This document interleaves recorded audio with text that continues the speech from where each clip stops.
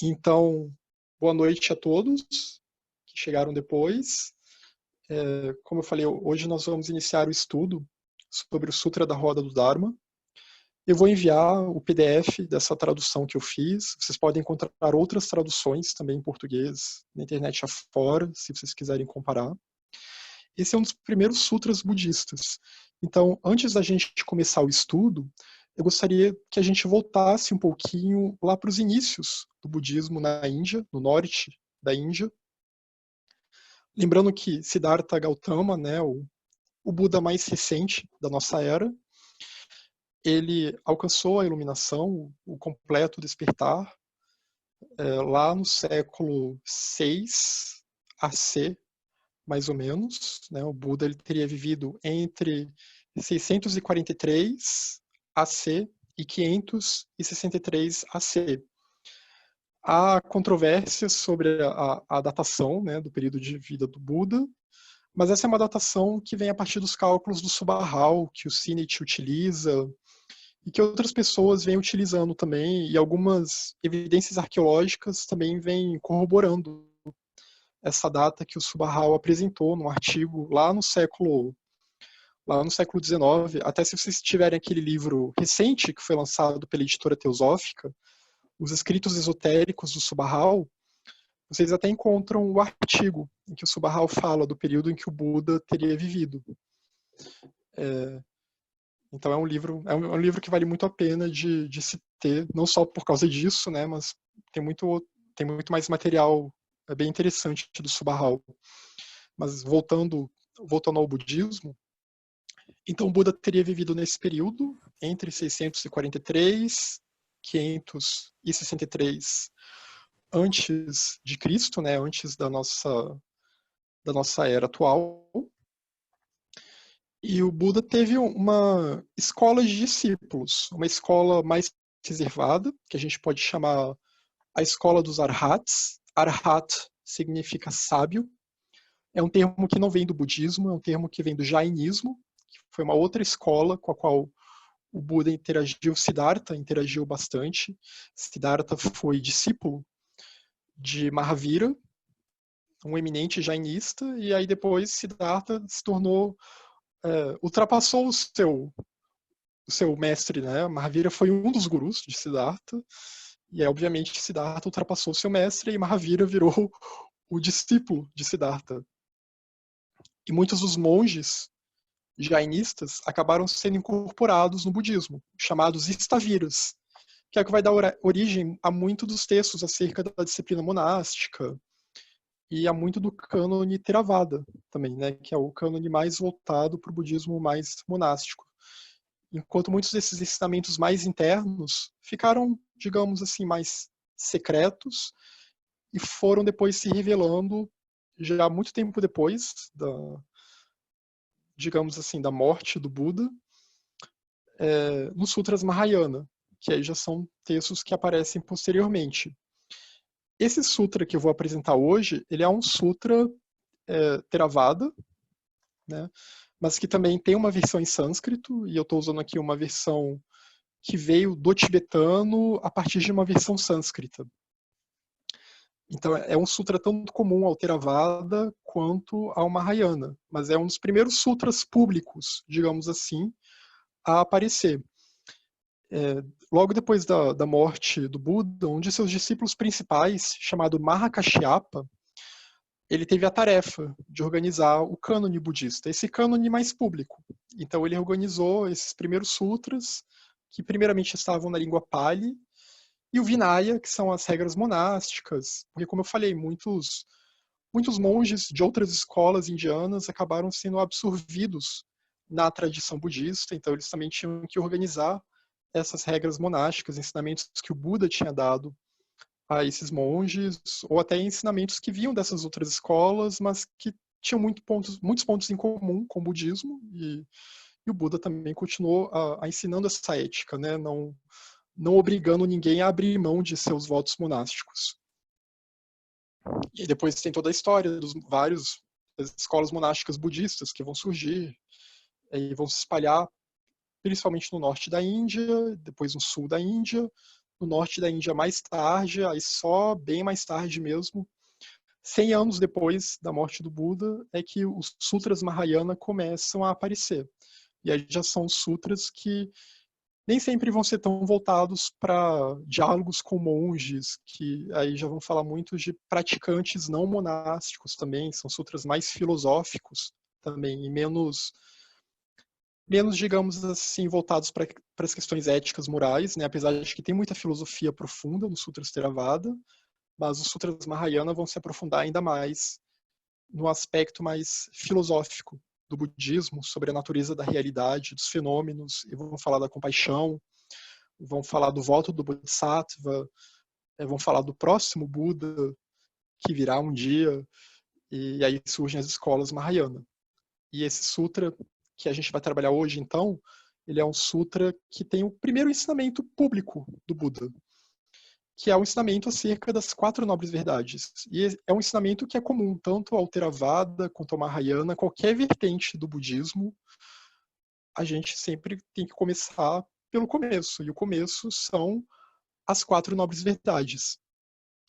E ele tem esse título, o Sutra da Roda do Dharma, exatamente porque o Buda é aquele que girou a roda do Dharma, é aquele que reformou o Dharma, né? É claro que Dharma não é um termo de exclusividade do budismo, né? Todos vocês aqui sabem, o que a gente chama de hinduísmo, antigamente era chamado de o Dharma eterno. Então, Dharma pode ser entendido como a verdade, como sustentação. Tem um sentido cósmico para a palavra Dharma, também muito profundo. Dharma pode ter muitas traduções, né? E a gente sempre tem que tomar cuidado quando está lidando com textos budistas, porque muitas vezes a gente vai ver a palavra Dharma sendo utilizada em diferentes sentidos. Nesse caso aqui, Dharma está bem no sentido mesmo de doutrina, de a verdade da doutrina, ou a gente também pode relacionar com essa verdade eterna, que teve que ser reapresentada, digamos assim, numa nova roupagem, né? Nesse impulso reformador que quando um Buda, quando alguém alcança esse estágio, que é o estado mais alto que um ser humano pode alcançar, que é o Budado, ele tem essa tarefa de girar a roda do Dharma e de dar uma nova vida, um novo impulso à tradição espiritual que está, digamos assim, já em decadência, que está se degenerando. Então a gente vê isso muito nos escritos teosóficos, né? Também não é novidade nenhuma para ninguém. E na literatura budista também. Então vamos começar aqui com a leitura. Eu vou tentar aumentar um pouquinho a tela, porque eu não sei, eu acho que talvez, não sei como que tá aí para vocês lerem. Tá num tamanho muito pequeno, tá... Bruno, Diga. cada um de nós pode aqui visualizar opções. O meu está em português, aqui no alto. Aí tem proporção do zoom. Tem, assim, a partir de 50%, eu mesmo aumentei o meu para 100%. Estou vendo a folha inteira. Então, as pessoas podem fazer Ótimo. isso. Cada um pode fazer. Uhum. É porque como eu estou no celular é mais limitado, aí por isso que eu estava em dúvida, mas eu vou Isso. então se quem puder aumentar a tela, né, quem tiver com dificuldade de ler, por favor, é só seguir a sugestão da Irenice. Então vamos começar com a leitura do Sutra, o Sutra da Roda do Dharma. E aí eu vou trabalhar um pouco com os termos que aparecem. Primeiro, para a gente se acostumar com o tipo de linguagem, a forma como esses sutras são formulados, e também como que essa terminologia em sânscrito aparece no texto, né? Como eu falei, esse é um sutra comum ao Theravada e ao Mahayana. Eu estou usando uma tradução que veio do tibetano, mas que a fonte do tibetano foi o sânscrito. Então seria uma versão mais mahayana desse sutra. E o título é Dharma Chakra Sutra, o Sutra da Roda do Dharma. Sutra pode significar aforismo, como a gente vê nos Yoga Sutras do Patanjali, né, que são aqueles ensinamentos bem breves, bem profundos, mas geralmente é uma linha. Sutra também pode ser traduzido como discurso. Os sutras budistas, eles têm mais esse sentido de discurso. Em geral, eles não são muito sintéticos. Na verdade, eles têm uma linguagem até mais repetitiva, né, que quando a gente começa a ler pode achar um pouquinho estranho. Então começando, né, eles sempre começam com essa homenagem. Homenagem ao onisciente. É uma forma de guru yoga, é uma forma de prestar homenagem a quem deu esse ensinamento. E a linhagem que está disponibilizando esse ensinamento no mundo, a linhagem de seres, né, que disponibiliza esse ensinamento no mundo, no caso aqui, a linhagem budista. Assim eu vi uma vez. Os sutras sempre começam com essa frase, essa sentença. Assim eu vi. O abençoado, o Buda, residia no Parque do Cervo, em Rishvadana, perto de Varanasi. Naquela ocasião, o abençoado falou para um grupo de 5 monges, ou bhikshus, né, que é o termo que se usa para monges em sânscrito, esses monges estaviras que depois vão ser absorvidos que são absorvidos pelo budismo. Sempre bom lembrar que, como eu falei, o Buda ele não escreveu nada. Então esses ensinamentos são sempre atribuídos ao Buda a partir do que os seus discípulos, desde discípulos alguns mais avançados até outros discípulos, escreveram. Então, isso aqui passou por copistas, tradutores, e ao longo de séculos até chegar a essa tradução aqui que eu fiz, que vocês estão vendo. Então, também a gente tem que sempre levar isso em consideração, né? Que nós não temos acesso direto ao que o Buda disse, mas ao que os outros escreveram que o Buda disse. É um telefone sem fio, assim como funciona a história, né, de todas as tradições espirituais. Então, o Buda ele era acompanhado, principalmente na história mais lendária, mais pública do Buda, é dito que ele era acompanhado por 5 monges, que estavam sempre com ele, praticando aquelas práticas mais rígidas, as autoadmoestações, em que ele se torturava, praticava jejuns muito fortes, até que ele percebeu que não tinha por que praticar aquilo para se libertar do samsara, de que ele estava indo num caminho muito extremo e que só causava mais sofrimento, né? Isso a gente vê muito na história mítica acerca do Buda. E tem esses 5 monges que estavam sempre com ele nessa história mítica. Esses 5 monges provavelmente existiram fisicamente, né? E podem até ter outros nomes em outros sutras, porque também na Índia antiga é comum as pessoas adotarem outros nomes, dependendo do contexto, do assunto, da prática sobre a qual elas estão falando. E aqui, então, ele estaria com esses 5 monges e teria dado esse ensinamento, que foi o primeiro, supostamente, na história mítica, o primeiro ensinamento público que ele deu após meditar sob a árvore de Bodhigaya. Monges, quando foquei a minha mente corretamente sobre a verdade dos fenômenos, até então não ouvida, quer dizer, essa verdade até então não tinha sido proclamada, pensando, isto é sofrimento, é dukkha, a primeira nobre verdade, a verdade dos seres nobres, Arya Satya, Arya nobre, Satya verdade. A reta visão surgiu, a reta compreensão. A percepção direta da verdade surgiu, Jnana, né, que em grego, gnosis. Essa percepção que já não é mais uma percepção só intelectual, é uma percepção que realmente vê as coisas como elas são, que não é mais limitada pela percepção de sujeito e objeto. A sabedoria não dual, a sabedoria que vai além da dualidade. Eu vou falar um pouco mais sobre essa sabedoria mais adiante. Vidya, a inteligência iluminada, Buddhi, que é um termo que muitos de vocês estão familiarizados, né? O chamado sexto princípio, a divisão centenária da teosófica, do esquema teosófico, e que em nós ele, digamos assim, está latente, mas ainda não totalmente ativo. E o despertar, Bodhi, né? Bodhi e Buddhi tem uma relação muito próxima. surgiram. Então aqui ele está falando da primeira nobre verdade. Isto é sofrimento. Existe sofrimento. O samsara é sofrimento. Dukkha pode ser traduzido como insatisfação, como... A gente não precisa pensar necessariamente sofrimento naquele sentido... Aquele sentido, às vezes, de martírio, de penúria. Não. Todo tipo de insatisfação, das menores insatisfações, que às vezes a gente nem percebe, nem chamaria de sofrimento, as menores frustrações, flutuações da vida, quebras de pequenas expectativas, tudo isso é dukkha.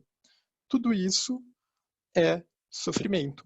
Tudo isso é a primeira nobre verdade no mundo dos fenômenos, no mundo fenomênico, no samsara, na existência condicionada.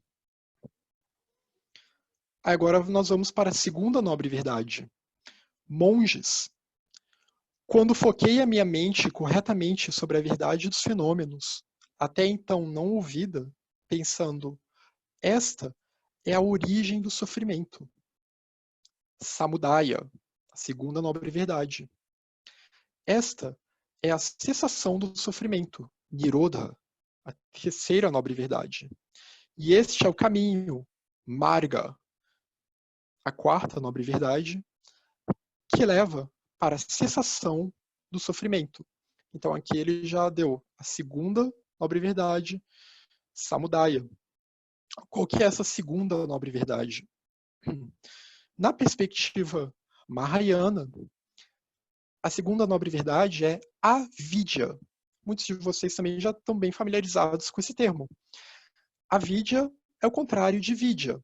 Né? Eu coloquei aqui vidya, sabedoria não dual, sabedoria que compreende a não dualidade, sabedoria que compreende a unidade de todas as coisas, o que compreende a unidade do absoluto.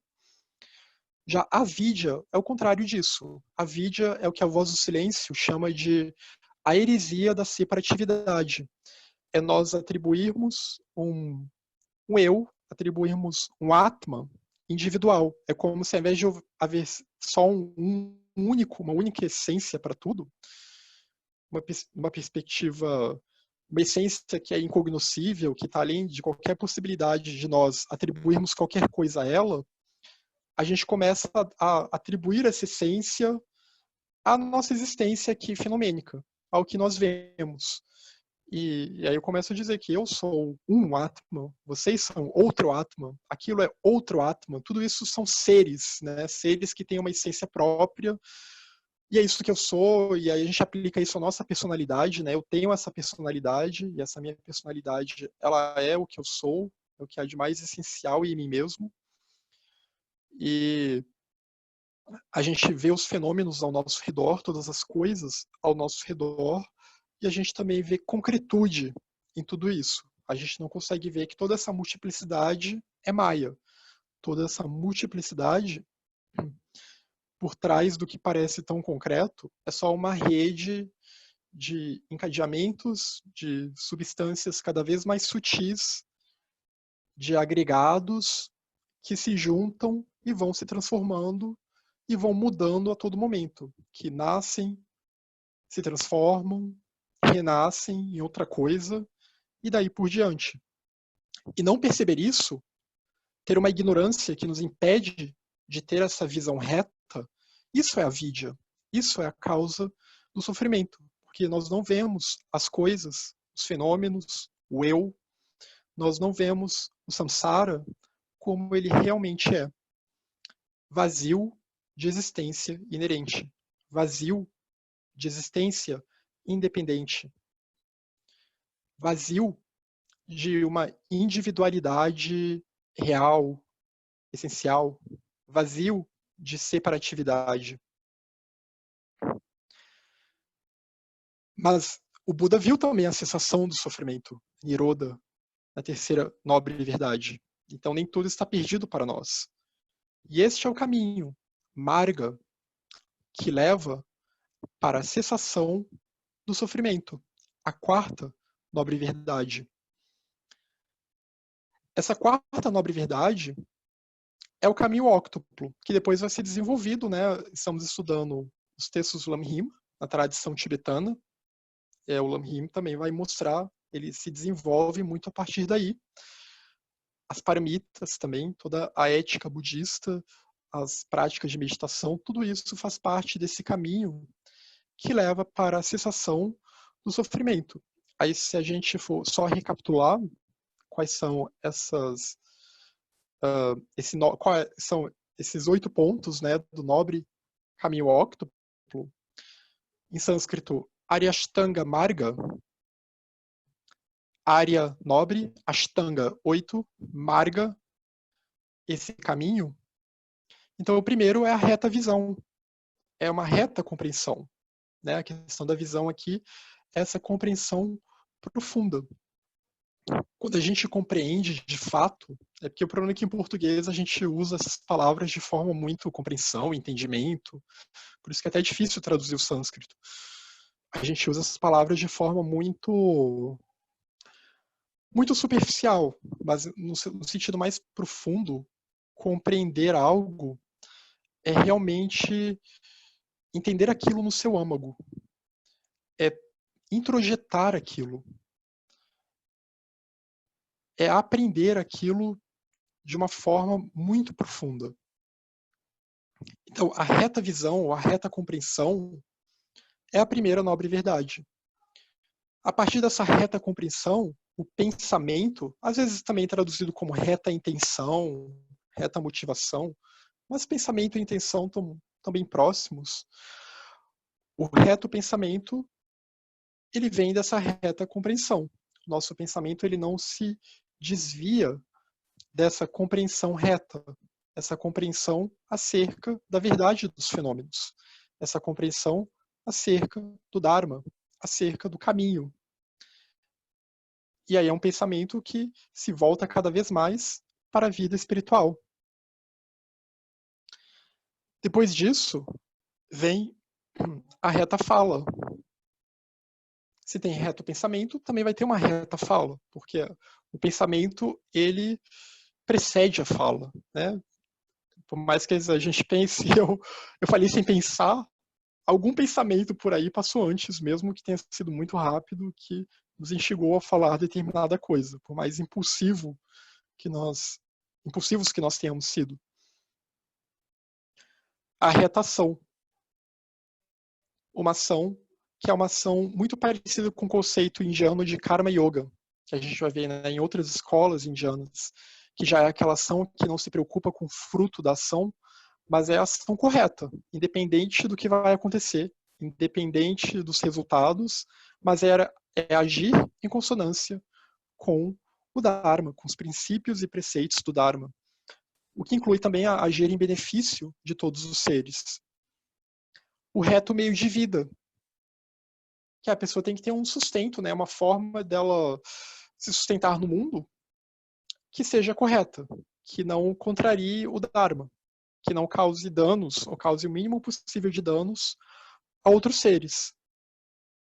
O reto esforço, né, se esforçar continuamente em busca da virtude. Aí tem que ter muita víria, tem que ter muita perseverança no caminho.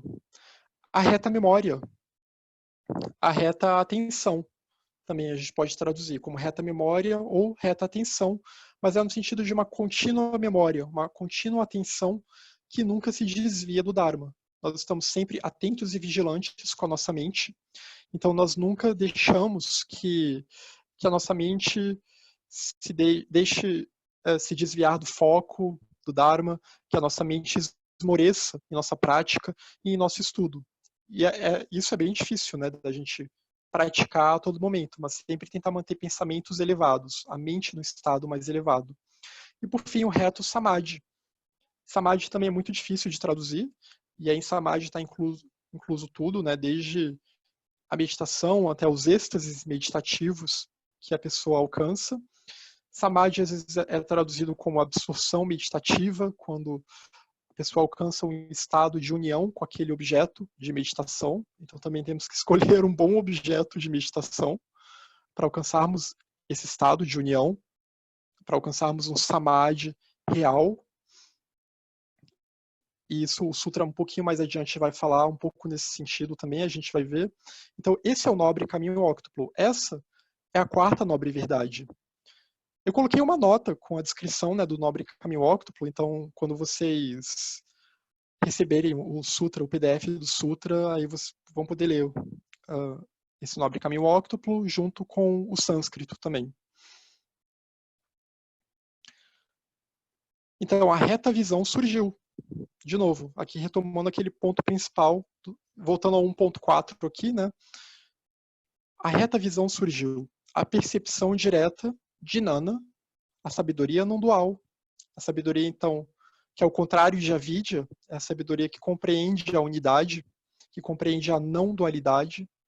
A inteligência iluminada, Buddhi, que também é essa inteligência mais elevada, que está acima dos nossos pensamentos mais mundanos, da nossa mente mais concreta, e que na maioria de nós, Buddhi está bem no nível bem latente, né? Às vezes a gente tem algumas intuições quando a gente estuda esses assuntos, fala sobre esses assuntos, e por isso que é muito importante tentar sempre focar a mente nesses assuntos para tentar ativar um pouquinho essa luz de Buddhi, mas que nós temos só um sopro dessa Buddhi.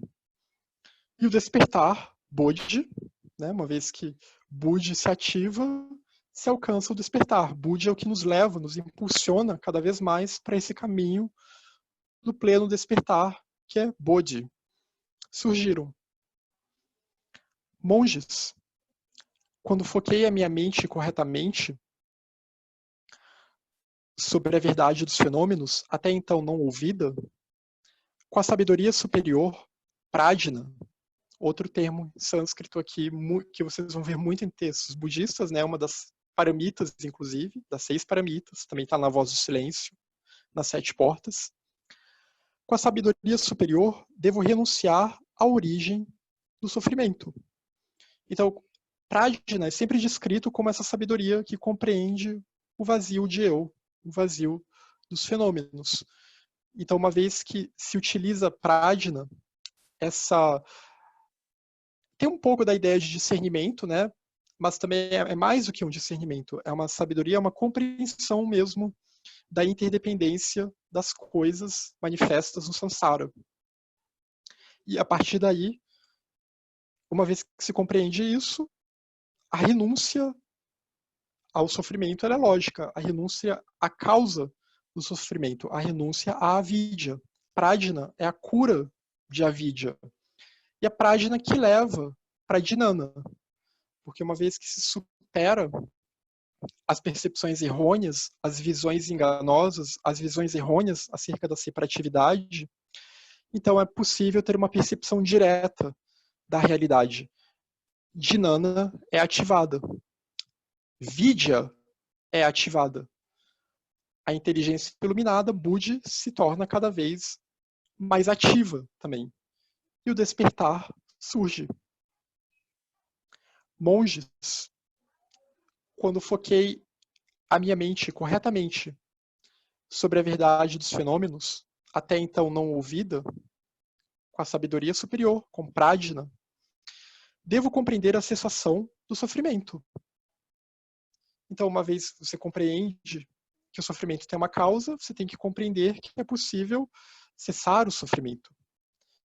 Que é possível, digamos assim, desligar o samsara na nossa mente. Né? Não o samsara, se a gente usar o samsara num termo mais externo, o mundo continua aí com seus ciclos, suas eras, kalpas, manvantras, mas o samsara na nossa mente, isso a gente consegue desligar com Prajna. A verdade dos seres nobres, a reta visão, surgiu a percepção direta, Jnana, a sabedoria não dual, Vidya, a inteligência iluminada, Buddhi, e o despertar, Bodhi, surgiram. Eu deixo os termos em sânscrito porque é sempre muito importante quando a gente estuda esses assuntos indianos, budistas ou de outras escolas indianas antigas, como a Vedanta, Advaita, o Shankara, Patanjali. Esses termos eles foram cunhados, né, por iniciados, por rishis, foram usados pelo Buda.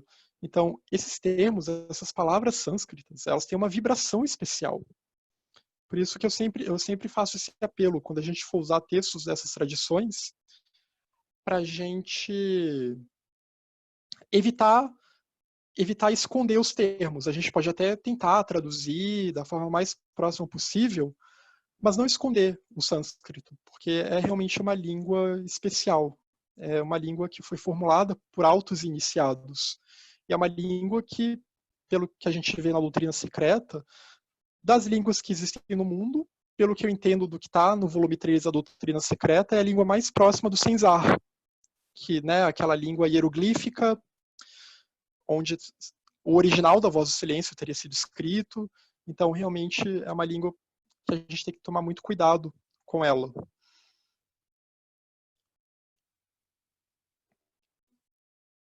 Então, já passamos pela causa do sofrimento, a avidya, a cessação do sofrimento. E agora vamos para o 1.8.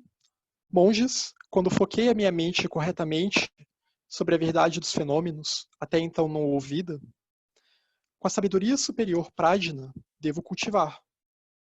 Deixa eu mudar a página aqui.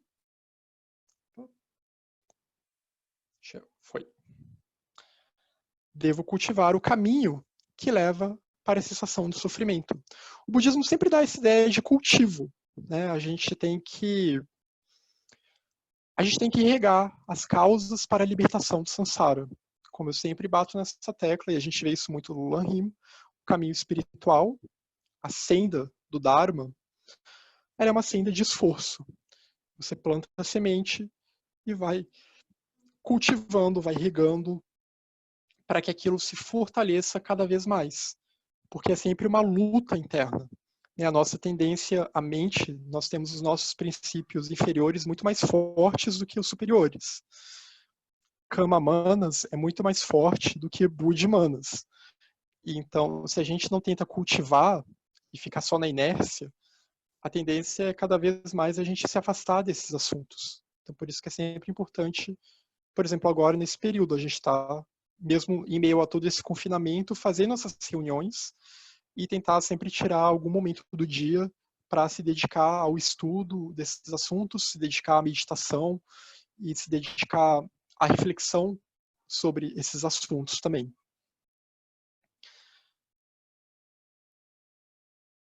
A verdade dos seres nobres, essa é a quarta nobre verdade.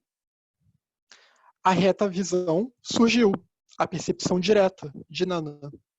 A sabedoria não dual, Vidya. A inteligência iluminada, Buddhi. E o despertar, Bodhi, surgiram.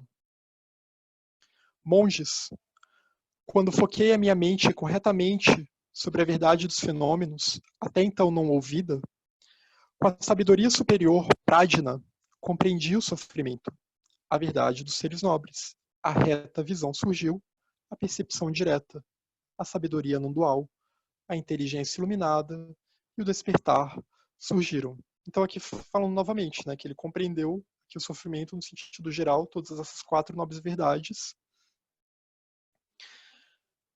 quando foquei a minha mente corretamente sobre a verdade dos fenômenos, até então não ouvida, com a sabedoria superior, renunciei, com Prajna, renunciei à origem do sofrimento.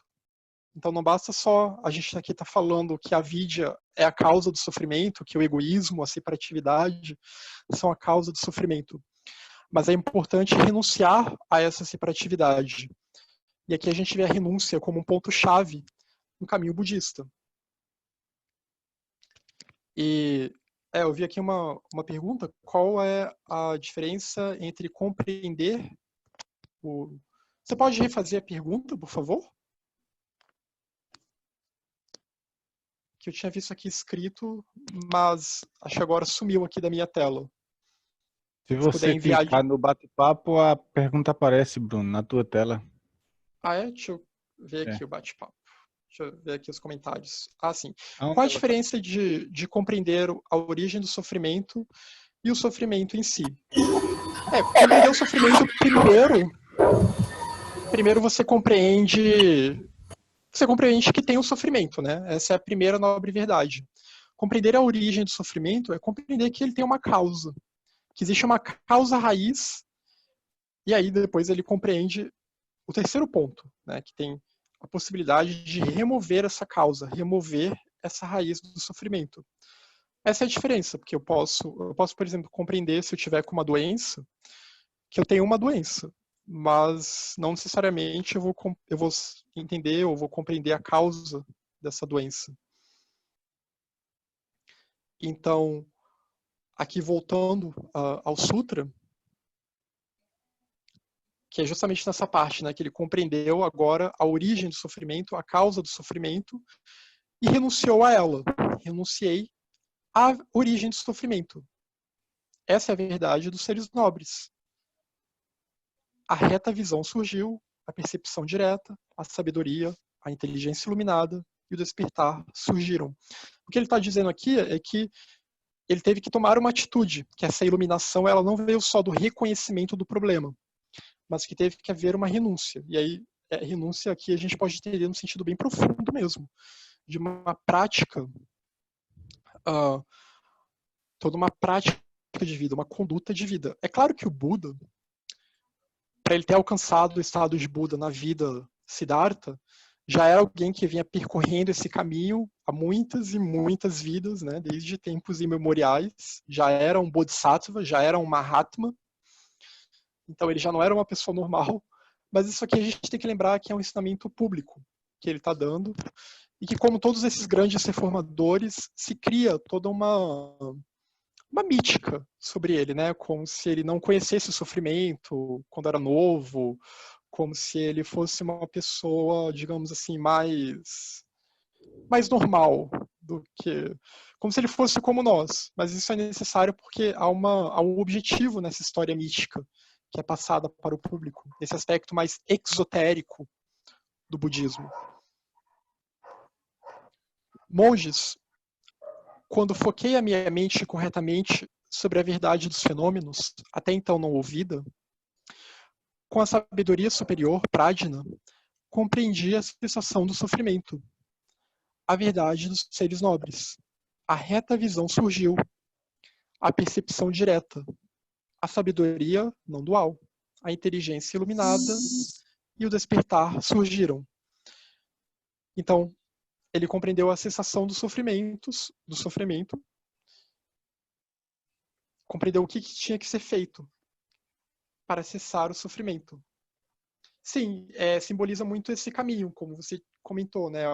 A história mítica do Buda e o que a gente vê nesse sutra simboliza, de certa forma, o drama humano e o que é necessário fazer para que a gente consiga desfazer esse drama, né? Para que a vida pare de ser um drama, para que a gente se liberte desse drama que se chama samsara.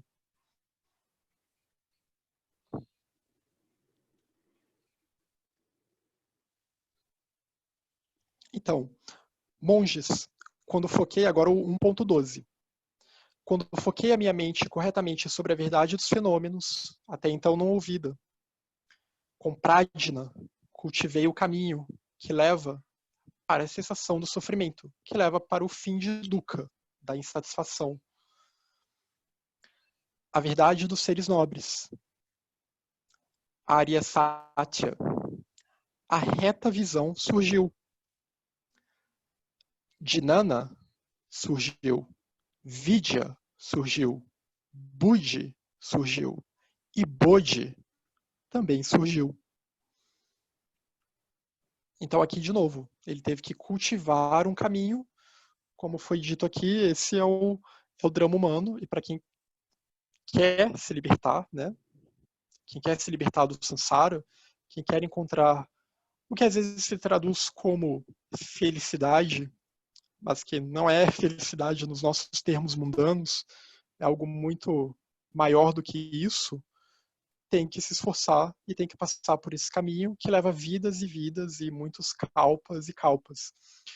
Eu acho muito interessante esse ensinamento das 4 nobres verdades, porque se a gente for para outras escolas indianas, e outras escolas que são muito boas, muito profundas, muito idôneas, como por exemplo a Sankhya, a Vedanta, e várias outras escolas, geralmente quando a gente vai ver a literatura dessas escolas, se a gente vai para os Vedas também, para os Upanishads, muitas vezes eles começam daqueles esquemas cosmogônicos, né? Começam falando do surgimento do cosmos, do surgimento da manifestação e da essência indestrutível que está em tudo, mas que não é individual, do Atman, universal. Fala de Brahman, desse que é o Atman, é uma emanação desse é uma emanação de Brahman. O Buda, ele teve esse clique, esse insight de que para reformar o Dharma, talvez fosse a hora de levar esse ensinamento um pouco mais, digamos assim, para o microcosmos. Sair daquelas especulações macrocósmicas e ir para o micro. E aí focar, então, o que a gente pode fazer e como que a gente reconhece todos esses fenômenos ilusórios, toda essa esfera de Maya, para que a gente consiga desfazer os nós, então se libertar do samsara e cada vez mais ir galgando essa escada que vai aproximando, né, o sábio dessas verdades mais eternas, vai aproximando ele no sentido de uma percepção mais profunda. Então, por isso que o budismo, nesse ponto, de certa forma, representa uma quebra, né? Não uma ruptura no sentido de oposição, necessariamente, né? Porque, esotericamente, hoje em dia até muitos historiadores admitem que muitos hinduístas famosos na história também interagiram com budistas, também foram budistas, só que com outros nomes, porque na Índia tinha muitas escolas, né? E aí cada escola se fazia votos, recebia iniciações, transmissões, te davam um nome novo. Muitos passaram por muitas tradições, então não quero repetir aquele clichê de uma oposição total entre budismo e o que a gente chama de hinduísmo, não é isso, mas o Buda realmente ele adotou uma perspectiva diferente, uma perspectiva mais voltada para o micro.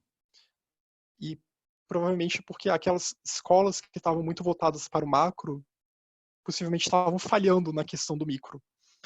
E aí, se a questão do micro falha, o ensinamento sobre o macro também começa a se degenerar, porque as pessoas não estão se preocupando muito com a questão dos fenômenos da mente, com as questões do mundo fenomênico. E aí uma série de visões errôneas começam a surgir também, como começar a achar que Atman e alma são a mesma coisa, começar a achar que Brahman é um deus, um deus bem naquele sentido cristão, teológico mesmo, que pensa, que fala, que pune. Então, tudo isso eu acho que fez parte desse esforço do Buda de reformar o Dharma, girar a roda e apresentar um ensinamento que não veio dele, não é novo, não é original.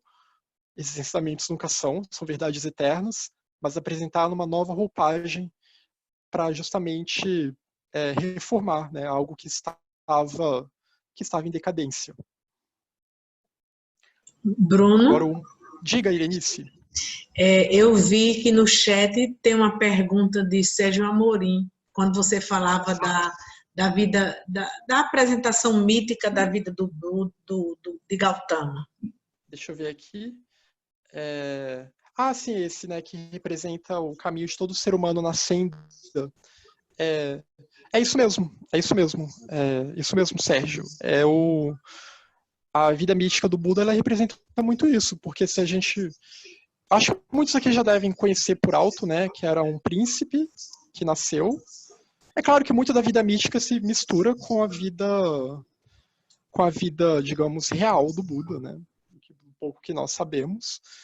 Mas era um príncipe que nasceu filho de um grande rei lá no norte da Índia, numa região que hoje é do Nepal, na verdade, né, no reino de Kapilavastu, na região de Lumbini, no Nepal, e foi profetizado que o Buda foi profetizado de que ele seguiria dois caminhos. Ou ele seria um imperador universal. Imperador universal aqui quer dizer que seria um imperador que unificaria todos os reinos da Índia e seria o maior imperador de toda a história, né, porque ele, afinal, ele era filho de um grande rei. Ou então, ele ia abandonar tudo em prol de uma vida ascética, ia renunciar ao reinado mundano, ia se tornar um grande mestre espiritual. E, obviamente, na lenda, né, o pai dele não queria que isso acontecesse. Então, o pai dele tentou distraí-lo das maiores formas possíveis com, digamos assim, os prazeres da vida mundana. E tentando sempre impedir que ele visse o sofrimento. Então, ele vivia trancado no palácio, até que, em determinado momento, ele conseguiu fugir. E quando ele fugiu, ele começou a ver. Ele começou a ver pessoas doentes, ele começou a ver pessoas envelhecendo, ele começou a ver pessoas morrendo. E para cada lado, né, até na história mítica, ele vai é quase uma mandala, que ele olha para o leste, ele olha para o norte, ele olha para o oeste, ele olha para o sul, e aí para cada quadrante que ele olha, ele vê um desses 4 tipos de sofrimento: o adoecimento, o envelhecimento, a morte, e o sofrimento, né, o sofrimento em geral. Então,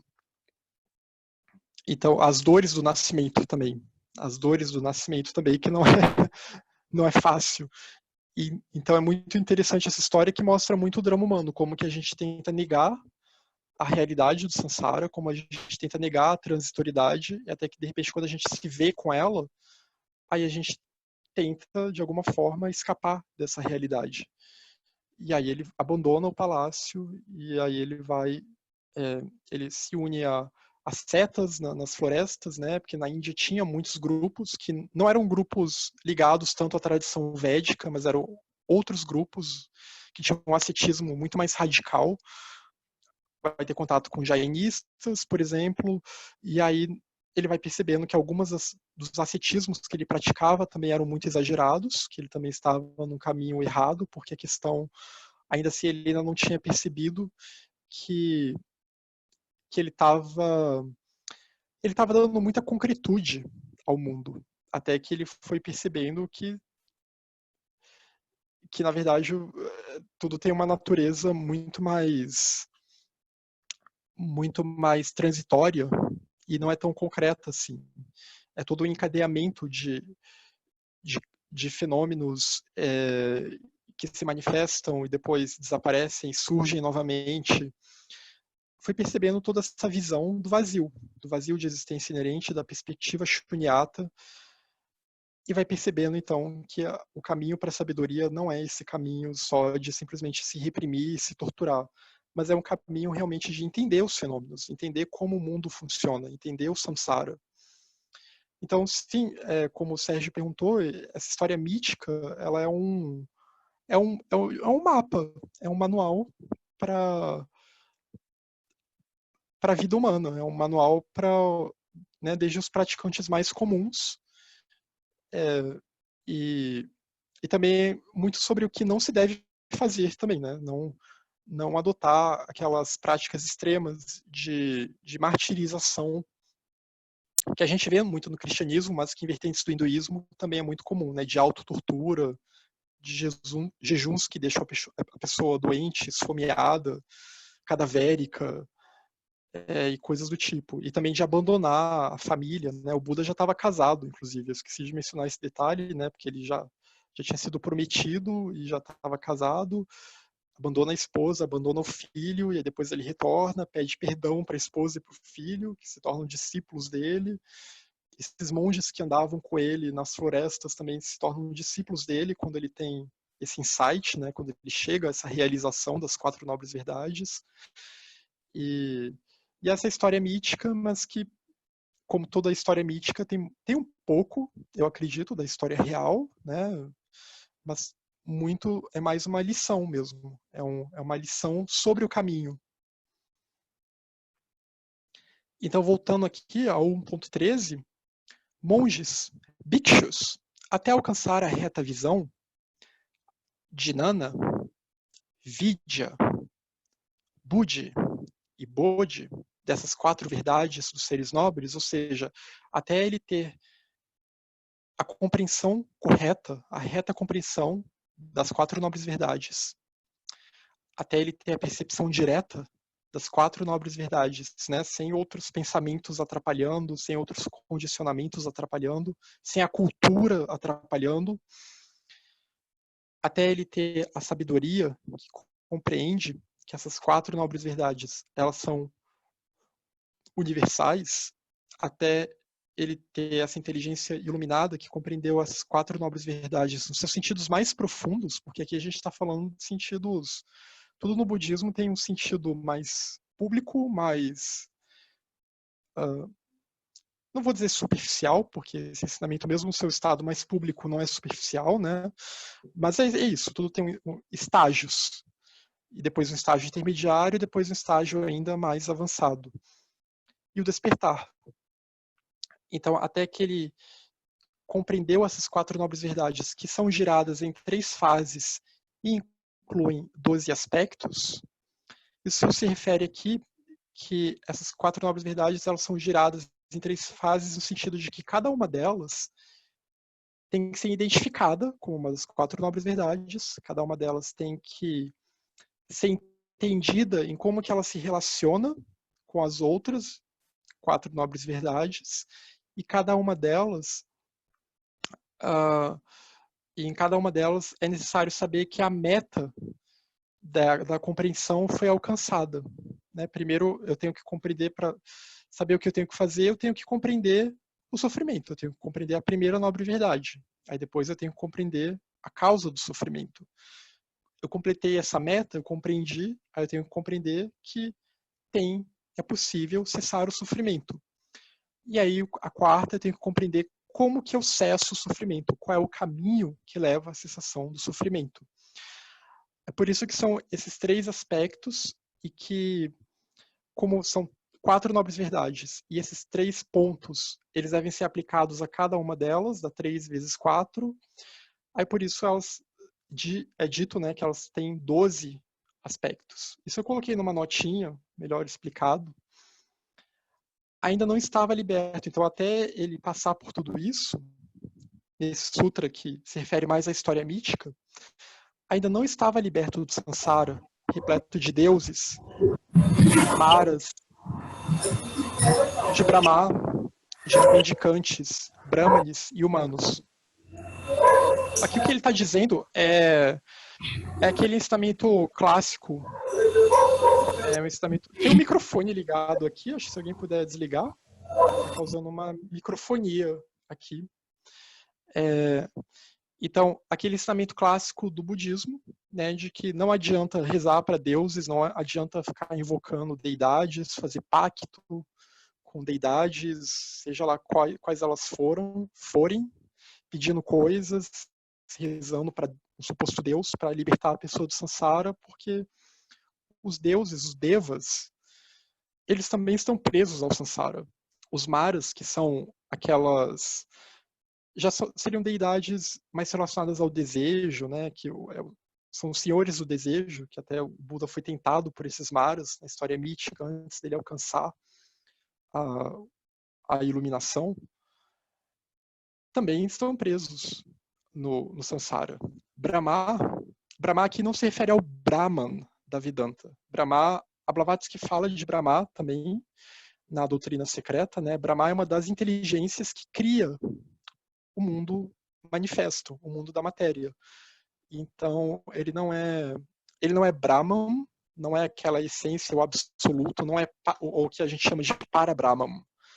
Ele é uma das inteligências e que cria e que está, de certa forma, também num nível mais sutil do que nós, num nível mais... numa instância ou num reino acima do nosso, mas que também é um reino que está condicionado por leis cíclicas e que, por isso também está no samsara. Mendicantes é que ele está se referindo a muitos desses monges que ele teria encontrado no caminho, né? Esses sacerdotes e ascetas. Acho que asceta é a palavra melhor do que sacerdote. Esses ascetas que andavam pela Índia abdicando e que faziam esses jejuns extremos e se torturavam, também estão no Sansara. Os Brahmanes também estão no Sansara. E os humanos? Aqui humanos ele quer dizer as pessoas comuns, as pessoas que não são da casta Brahmani, que não são medicantes, mas que são aquelas pessoas que são o povo comum como um todo, né? Lembrando que a Índia nessa época tinha um sistema de castas bem rígidos e o budismo foi também uma escola que se opôs bastante a esse sistema de castas.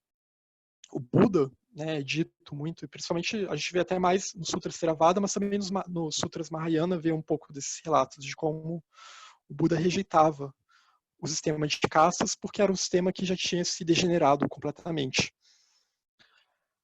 Ainda não tinha seguido adiante, então até ele compreender essas 4 nobres verdades, ele ainda não tinha seguido adiante, não tinha virado aquele que segue adiante, que segue o caminho dos seus predecessores, um Tathagata. Ele não teria desatado os nós e se libertado. Não tinha, quero dizer.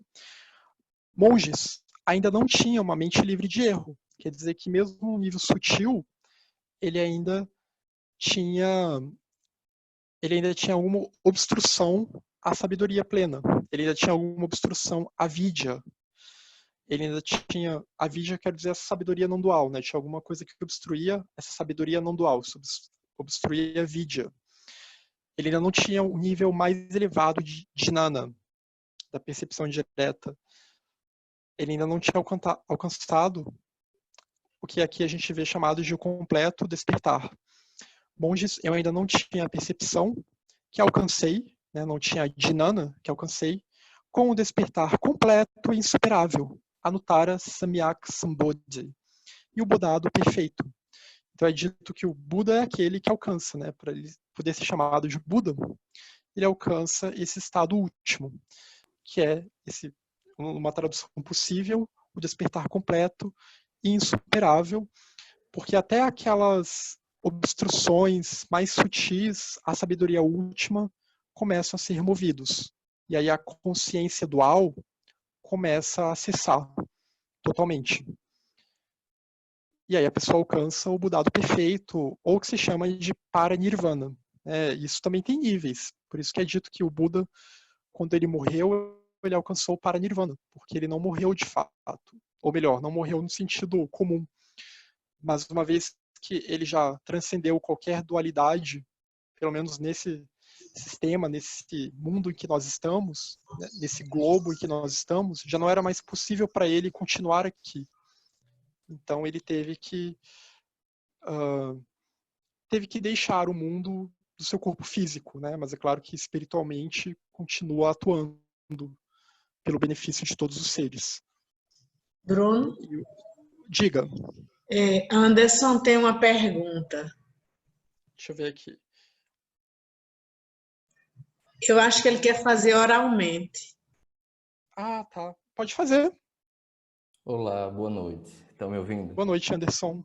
Então, é uma pergunta sobre o tópico 13 ainda, ou sobre todo o conteúdo, eu não sei. Se ela estiver fora do assunto, por favor me diga, porque eu cheguei um pouco atrasado. A pergunta é sobre a faculdade que capta a luz é a visão, a que capta o som, que percebe o som é a audição. Uhum. Até onde eu venho refletido, estudado, coisas desse tipo, a faculdade que captaria a verdade seria a razão ou a mente, se a mente for entendida como uma faculdade ou como um veículo, um corpo. Então, mas assim, olhando às vezes pessoas falarem sobre isso, né, nesse âmbito do budismo, parece que é uma coisa que não é racional, não é mental e é de outra natureza. Se for de outra natureza, eu pergunto, qual seria a faculdade que captaria a verdade? Porque também me faz pensar que seria a mente e a razão, porque ele exige reflexão, exige estudo, exige uma dedicação que até onde eu percebo ela é dessa natureza, racional e da mente.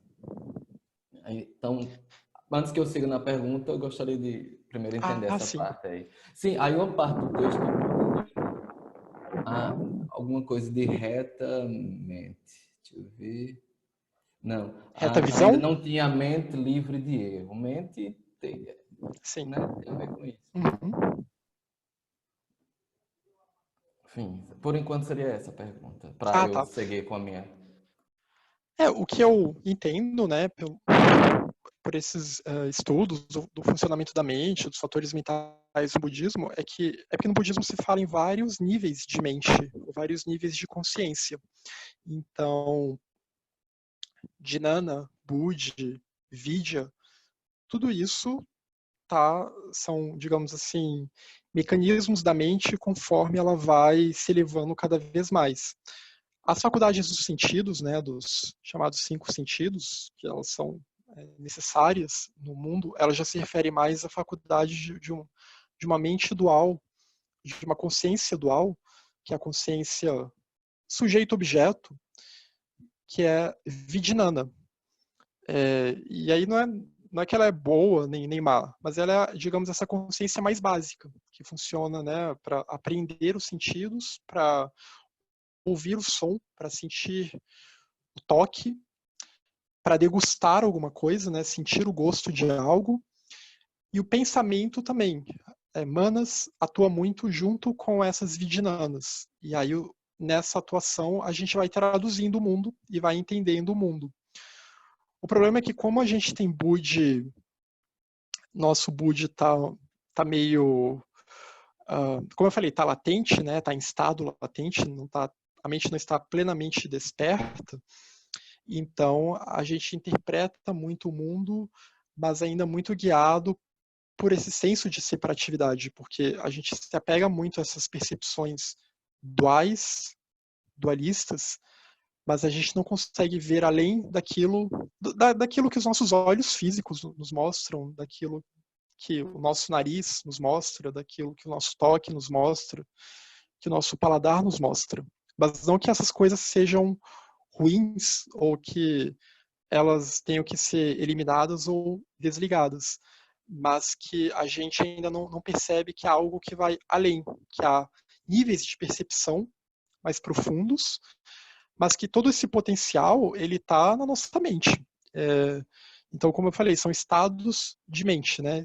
Desde estados de uma consciência dual até estados de uma consciência que compreende a não dualidade dos fenômenos. E aí a gente vai ter Dhyana, que é uma mente já que é clara luz. E aí, sendo essa clara luz, ela vê tudo de uma forma. É uma forma que eu nem consigo, com a minha mente normal, eu nem consigo. Eu nem conseguiria explicar direito, né? Mas é uma percepção que realmente é diferente. Vidya, também essa sabedoria, então, não dual, que às vezes é também chamado de uma percepção pura, ou uma sabedoria pura, porque a pessoa percebe que aquilo que ela está vendo com seus sentidos é muito mais do que a mente condicionada ou a mente mais concreta vinha traduzindo antes. Só que, por outro lado, como você falou, a gente precisa dessa mente concreta também. A gente precisa exercitar a capacidade da reflexão, porque é por meio da reflexão e da análise, é por isso que o budismo tibetano, né, o Mahayana, vai dar muita importância para a meditação analítica, vipassiana. Ela é importante justamente porque a gente vai tentando refinar os nossos pensamentos, e aí, refinando os nossos pensamentos, a gente vai se aproximando cada vez mais dessa inteligência iluminada, mais intuitiva, Budi, que também está na nossa mente. E lembrando que até o termo, né, Bodhicitta, que o budismo Mahayana fala muito, né, Bodhicitta é mente desperta.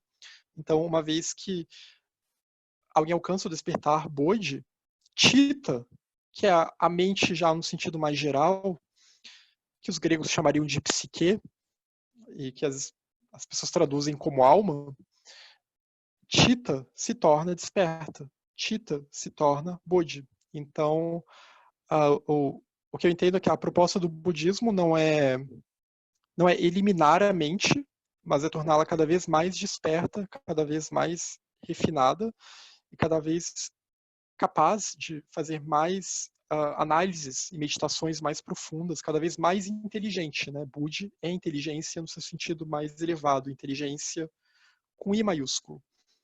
Mas que aquela mente dual, enquanto a pessoa estiver atuando no mundo dos fenômenos, ela vai continuar funcionando, né? E eu imagino que até nos outros reinos mais elevados, nas terras puras, para onde os bodhisattvas vão a outros tipos de sentidos mais sutis também que eles se utilizam, até pela descrição que alguns sutras dão dessas terras iluminadas, e daí por diante.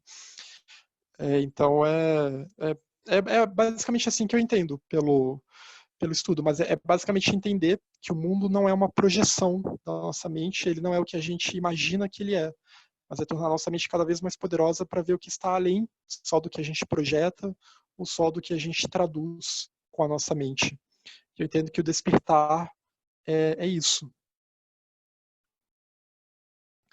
Então, o ponto 1.14, monges, quando alcancei a reta visão, Jnana, a percepção direta, a sabedoria não dual, Vidya, a inteligência iluminada, Buddhi, que o despertar, Bodhi, que gira essas 4 nobres verdades, ou essas 4 verdades dos seres nobres em 3 fases, com 12 aspectos, eu me libertei do samsara, repleto de deuses, maras, brahma, mendicantes, brahmanes, humanos. Segui adiante, desatei os nós e me libertei. Passei a ter uma mente livre de erro.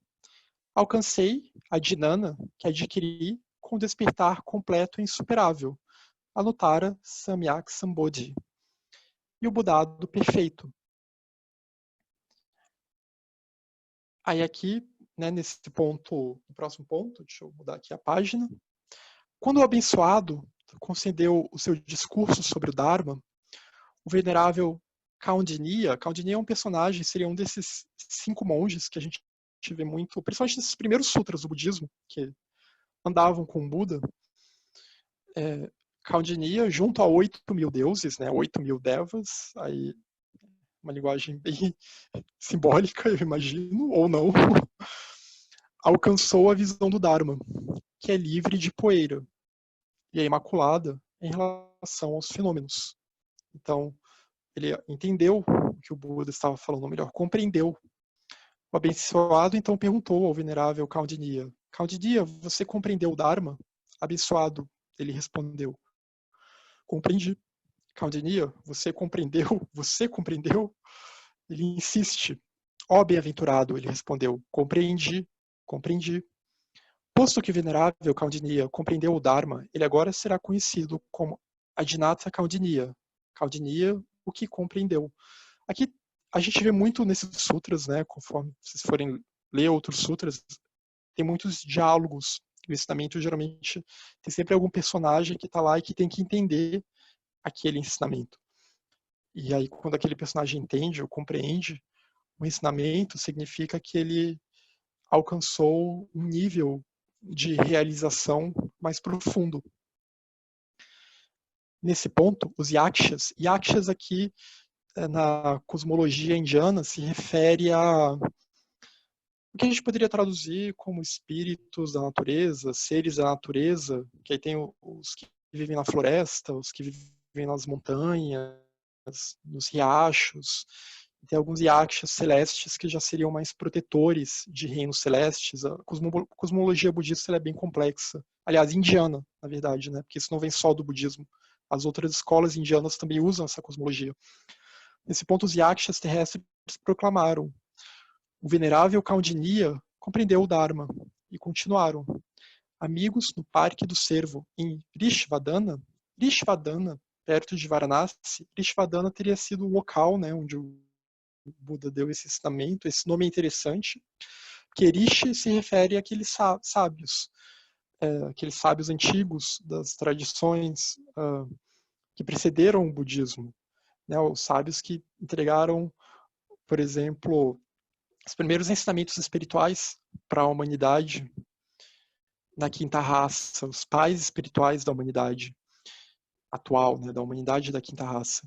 Então, Rishvadana, traduzindo literalmente, seria a face dos rishis. Então a gente tem essa referência aqui, né, que esse lugar em que ele estava, essa floresta, também era chamada de a face dos rishis.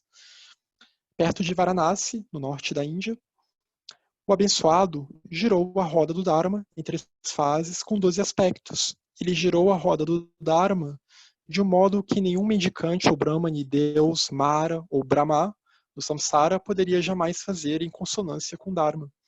Ele assim fez para o benefício de inúmeros seres, para a felicidade de inúmeros seres, por amor por todos os seres, em prol do bem-estar, benefício e felicidade de deuses e humanos.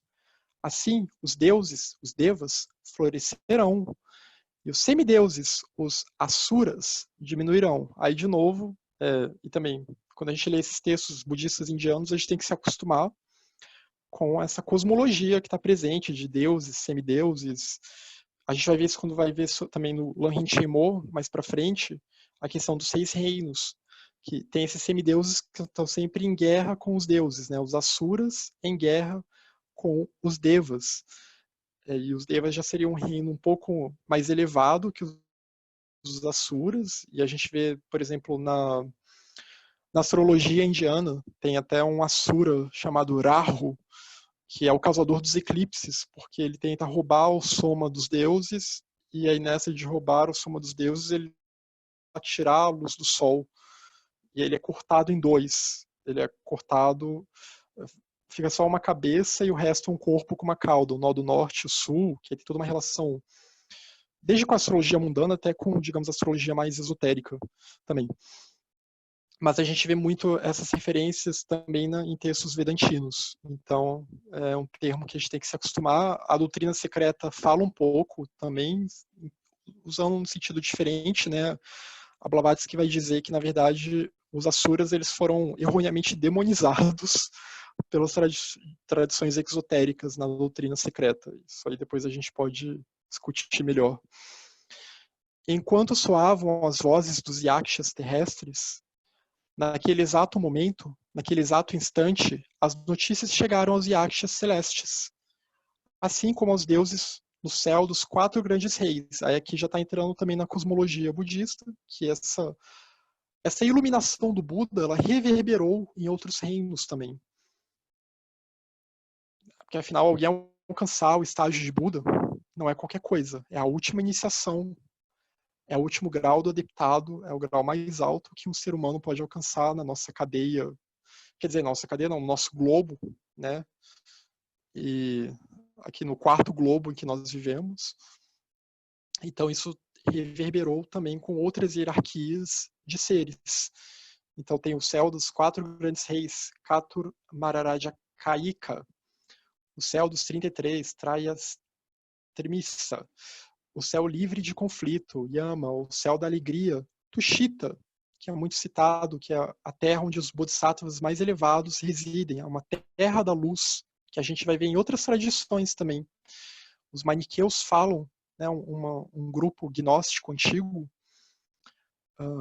que misturava um pouco de linguagem budista com linguagem gnóstica cristã, também vai falar nessa terra da luz, para onde os seres mais, os adeptos podem acessar.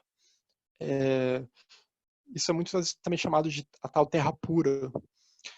O céu do deleite das emanações, o céu do uso das emanações alheias, aí tudo isso aqui, depois a gente pode fazer até posso tentar fazer uma apresentação sobre essa cosmologia, que é muito curiosa e interessante.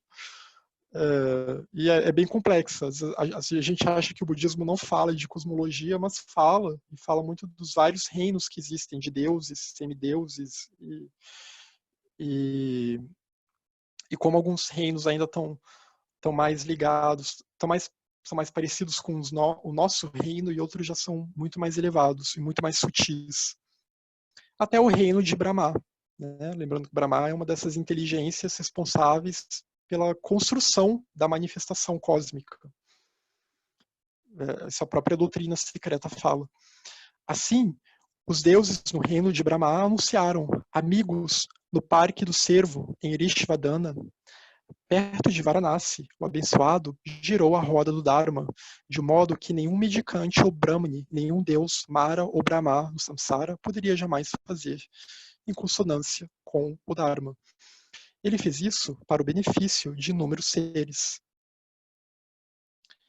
Ele, em prol, né, por amor por todos os seres, em prol do bem-estar, benefício e felicidade de deuses e humanos. Aí, de novo, aquela história. Os deuses florescerão e os semideuses diminuirão. Os semideuses, como eu falei, na mitologia budista, eles estão sempre em guerra com os deuses. São seres de inveja, de malícia. Então, é nesse sentido, né, de que esses seres que têm esses sentimentos, ou esses sentimentos vão cada vez diminuir mais, se a pessoa trilhar esse caminho. No Parque do Cervo, em Irishvardhana, perto de Varanasi, o abençoado girou a roda do Dharma, em 3 fases com 12 aspectos. Portanto, o ensinamento do Dharma foi conhecido como o giro da roda do Dharma. Assim termina o Sutra da roda do Dharma. Então, eu quis apresentar esse sutra para vocês, né? Eu sei que tem muita coisa estranha, muito termo estranho, mas só para a gente retomar um pouco um ensinamento que é a base da filosofia budista, que são as 4 nobres verdades, e ver um texto que é um dos textos que apresenta esse ensinamento pela primeira vez, de que se tem registro. Outros sutras também falam, né? Tem um outro sutra chamado Lalita Vistara Sutra, depois eu posso passar a referência, vocês encontram ele em inglês. É um sutra bem grande, tem 400 páginas, que, como eu falei, alguns sutras são muito extensos, mas que também tem contido nele esse ensinamento sobre a roda do Dharma.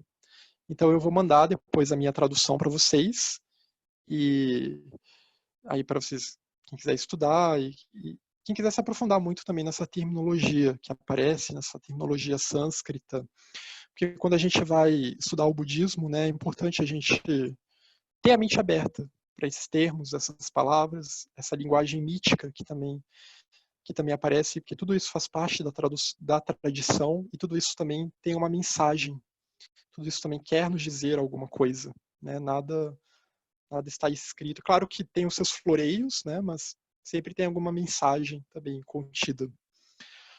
Então, por hoje é isso, né? Até que deu para terminar na hora. Alguém tem alguma pergunta, algum comentário? Vocês estão mais quietos hoje? Eu tenho uma pergunta. Uhum.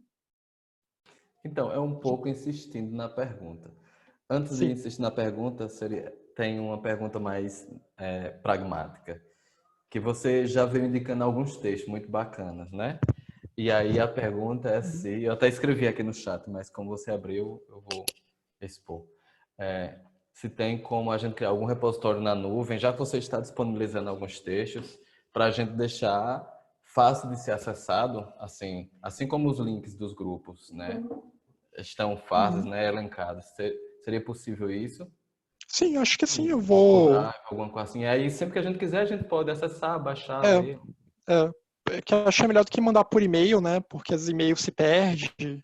E aí, quem for chegando pode ir acessando esses textos, se quiser. Então, a pergunta. Eu insisto um pouco na pergunta que eu fiz. Por quê? É mais como é uma coisa prática, né? Eu perguntei um pouco de qual seria essa faculdade, através do qual a gente poderia acessar essa, sei lá, iluminação, verdade, conhecimento. Não ficou muito claro. Mas aí apareceu alguma coisa como intuição, que eu não sei que coisa é essa, se é uma faculdade ou o que é isso. Independente disso, o que é que se faz para desenvolver essa coisa e chegar até esse conhecimento? Porque se coloca assim, simplesmente como intuição, sem explicar um pouco, para mim, eu digo, para a minha deficiência, parece que é até uma coisa passiva. Você procura fazer coisas boazinhas para ter algum mérito, ou sei lá, você procura ser alguma pessoa bacana, você tem algum mérito e de repente, passivamente, né, você é iluminado porque, sei lá, caiu uma maçã na sua cabeça, você estava meditando. Mas, assim, parece que não, parece que exige um esforço. Então, a minha pergunta é no sentido de, assim, é para que eu possa direcionar os meus esforços a fim de encontrar essa coisa. Então, é por estudo? É por meditação? É por um conjunto de coisas? Qual conjunto de coisas é esse? É pela purificação. E a purificação, ela inclui tudo. Ela inclui esforço, ela inclui estudo, ela inclui, porque, né, você tem que ter uma visão correta, e o budismo, ele não é relativista, né, ele apresenta qual é o ensinamento correto e qual que não é, e assim como qualquer tradição espiritual mais conectada, digamos assim, com a Gupta Vidya, com a teosofia, e com a purificação de corpo, de fala e de mente, para que a nossa mente consiga cada vez mais despertar essa faculdade. Você perguntou qual é a faculdade? Respondendo bem objetivamente, essa faculdade é Budi, que eu traduzi aqui como inteligência iluminada. Budi pode ser traduzido como inteligência. Às vezes é utilizado como intuição, mas eu concordo que intuição não é uma tradução muito boa, porque intuição, a nossa intuição normal, ela é muito falha e ela está muito mais ligada às sensações dos sentidos, na verdade, e a pensamentos do que uma intuição real. Mas é uma inteligência que está além da nossa, digamos assim, inteligência racional, mas que para ser ativada, a gente tem que utilizar a razão. E a gente utiliza a razão por meio da reflexão, do estudo, da meditação, ou melhor, recapitulando, né? Primeiro tem que estudar. Aí estudando, a gente reflete. Aí refletindo, a gente medita sobre aquilo que foi estudado e que foi refletido. O caminho do Lamrim, que a gente está estudando aqui, o caminho da senda gradual, ele é justamente para isso. Digamos assim, é o budismo na prática, para que a gente consiga afinar cada vez mais a nossa mente, para que então a gente consiga ativar essa faculdade mais elevada, que é Budi. Mas isso não inclui só a questão do estudo ou só a questão da meditação. Isso inclui também toda uma questão de rotina, de purificação dos nossos estados mentais, das nossas emoções, porque está tudo interligado. Por exemplo, se eu emboto a minha mente com determinadas substâncias que dificultam porque a gente acesse a essa inteligência iluminada, que impedem que a gente acesse a Budi, porque Budi é esse despertar. Por exemplo, a questão do álcool, né, que o budismo enfatiza muito, não beber o álcool, ou a questão de não se intoxicar com emoções que fortalecem o nosso senso de eu. Então, tudo que fortalece o nosso senso de eu, de ego, de separatividade, tudo isso vai nos afastar do Dharma. E tudo que enfraquece esse senso de eu, de separatividade, e reforça o nosso senso de interdependência, tudo isso vai nos aproximar mais do Dharma, mas ao mesmo tempo não basta só isso, né? Não basta só ser bonzinho, só ter compaixão, a gente também tem que desenvolver a sabedoria e o discernimento, porque como o Budi, essas faculdades espirituais, elas são muito sutis, a gente tem que tomar cuidado também com determinados tipos de prática com que a gente se envolve, que não embotem a nossa mente ainda mais e que não nos levem para estados de inconsciência, porque o caminho, ele sempre nos leva, a proposta do caminho é que a gente se torne cada vez sempre mais consciente de tudo.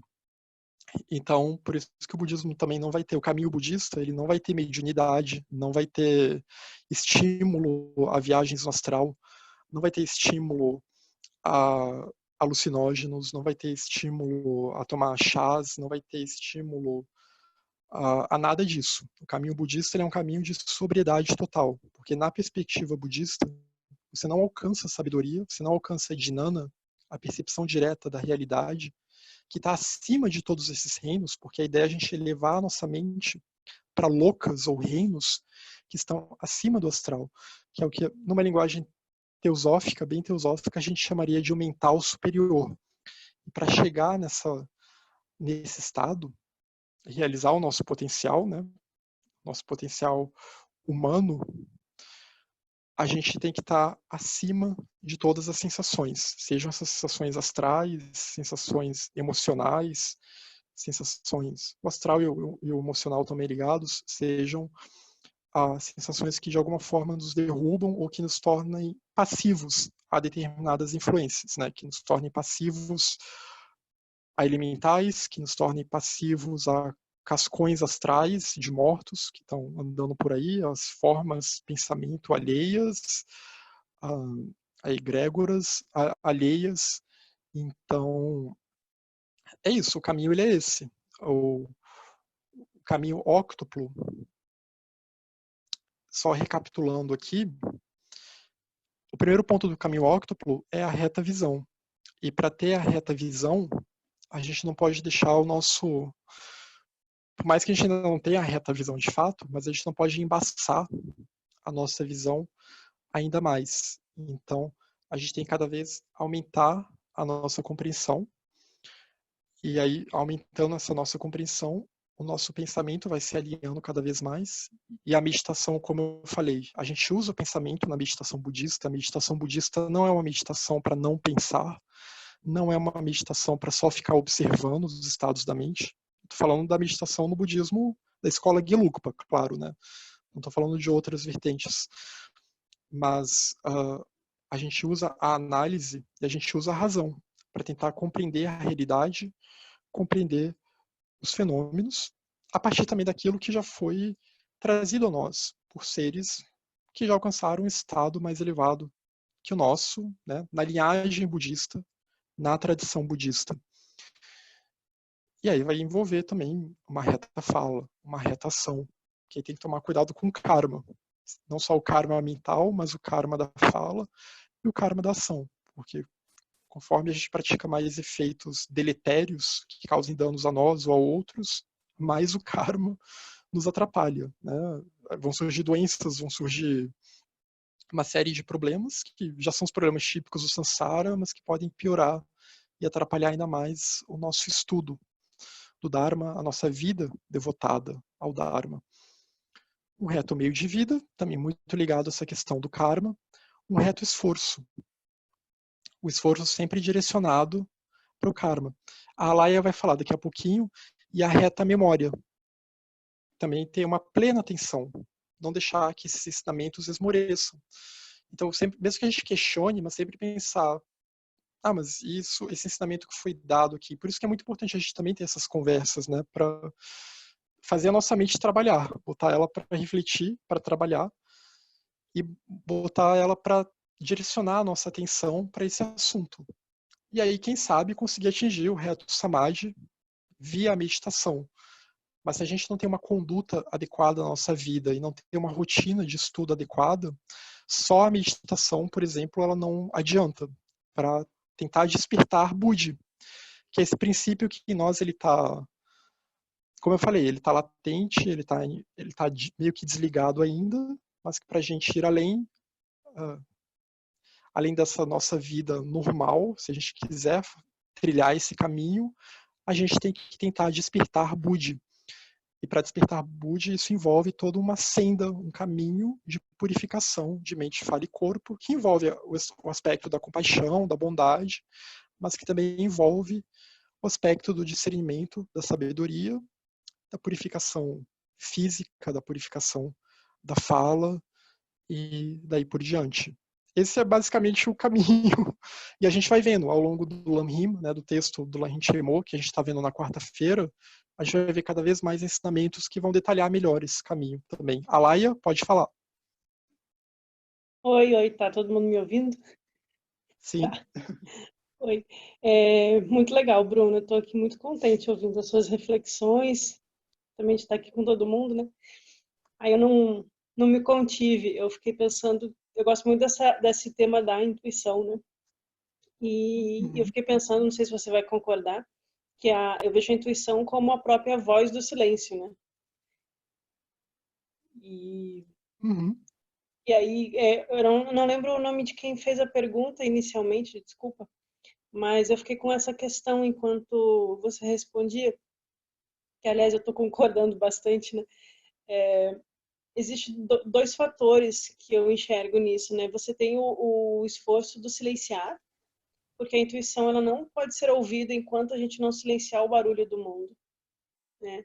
No barulho do mundo a gente é incapaz de ouvir a voz de Budi. Então não é só questão de vou gerar mérito, ser bonzinho e ela vai cair como um raio na minha cabeça. Mas faz parte também esse silenciar do foco no mundo, né? No foco de desejar as coisas do mundo. E aí que os platonistas vão falar sobre o desejar as coisas celestes, né? Aí eu vou puxar um pouquinho aqui para o Ocidente, você me corrige se não estiver muito adequado com o budismo. Não, por favor, pode puxar. Mas a intuição, eu vejo ela muito assim como a voz da alma que está chamando você e gritando lá no escuro, lá dentro da caverna, querendo ser ouvida e não sendo ouvida, né? Então, Budi está sempre querendo despertar dentro de nós. A voz do silêncio, ela está sempre pronta para ser ouvida.